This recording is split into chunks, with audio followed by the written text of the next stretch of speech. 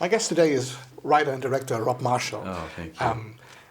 When you do a live-action remake of an absolute Disney animation classic like The Little Mermaid, how do you even start?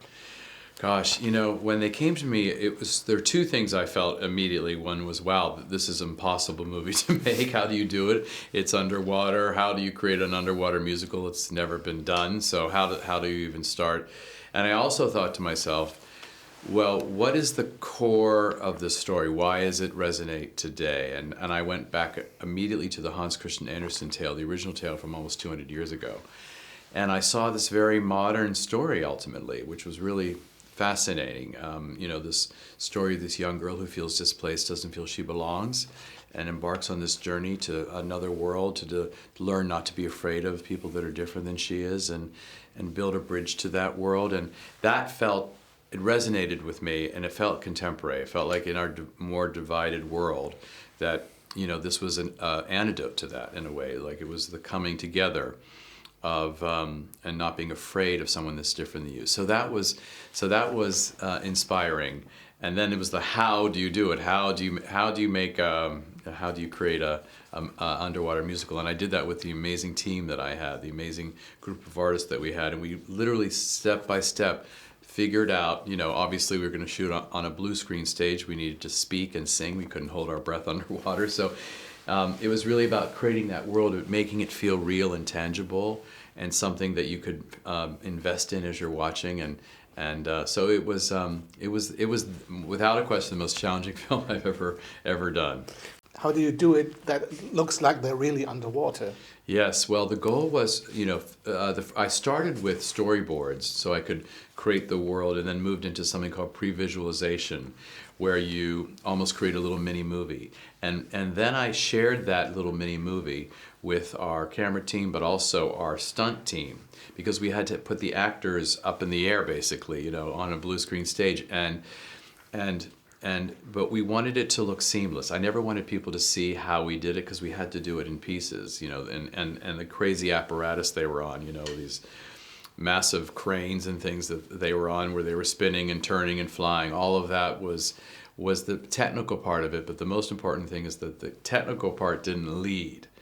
The storytelling needed to lead, and that was the key element as we were working. Make sure the story's being told, and that you don't see all of that.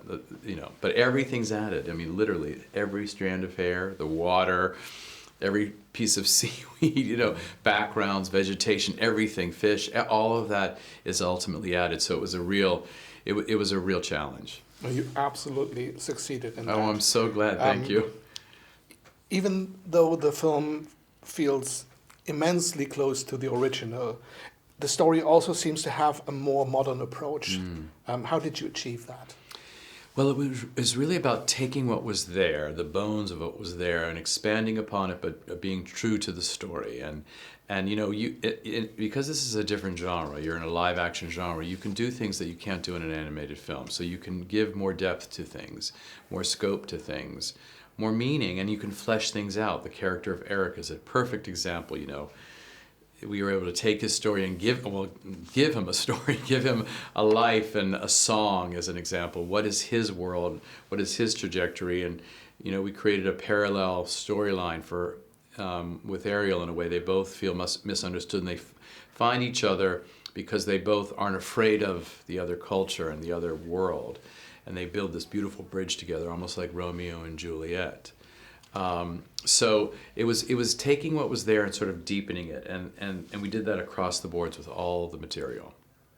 And how did you decide which parts to keep and which parts to let go? They sort of presented themselves. It was very clear what would work in a live action film. Obviously, you hold on to songs like Part of Your World and Under the Sea and Kiss the Girl and Poor Unfortunate Souls, these beautiful songs. But then there were certain things that just don't work. As an example, there's a number with the chef and Sebastian called Les Poissons, which is really a vacation from the story. It's a departure from the story. It would never work in a live action piece. And also, it was very, had an animated concept to it, which was like Saturday morning cartoons, like running around trying to chop up a crab. It's something that would never work in a live action film. So if you're trying to bring truth and a full story to it, which is what I was trying to do. So it presented itself pretty clearly. You know, I wanted the musical number in our movie is 15 minutes into the film, because I really wanted to create an actual real world first before there's singing and that kind of thing. So the shaping of that was, you know, I have to say I have the best team in the world, because Alan Menken worked on the original. He was so open to trying different things. He really trusted me, and I felt that from him.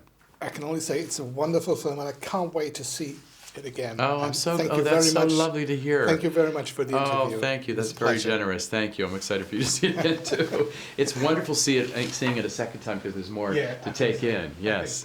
Oh, thank you. Is that lovely? Thank you.